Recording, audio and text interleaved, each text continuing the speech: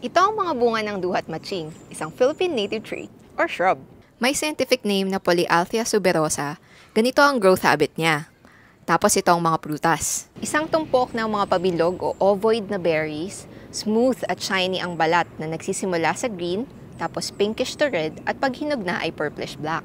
Kahawig ng mga ito ang non-native na duhat, kaya siguro nilagyan ng matching sa pangalan ay natural itong tumutubo sa mga low to medium altitude na forests natin, kung saan nandun ang mga matching. Katulad ng non-native na duhat, edible din ang hinog na bunga ng duhat matching. Similar ng texture ng duhat, pero may onting pakla at nakakadry ng bibig.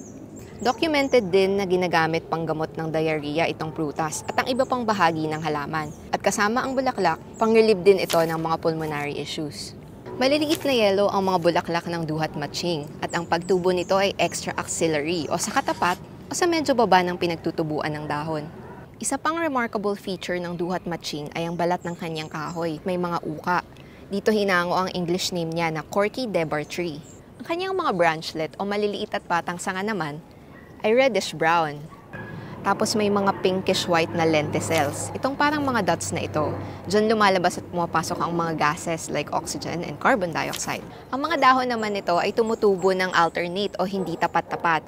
Tapos sa ibabaw o adaxial surface ay shiny green, habang sa ilalim o abaxial surface ay maputlang green. At pagbagong tubo naman ay brownish red. Ilan pang local names ng duhat matching ay baling manok at duhat-duhatan. Sa inyo ba, anong tawag at gamit sa halamang ito?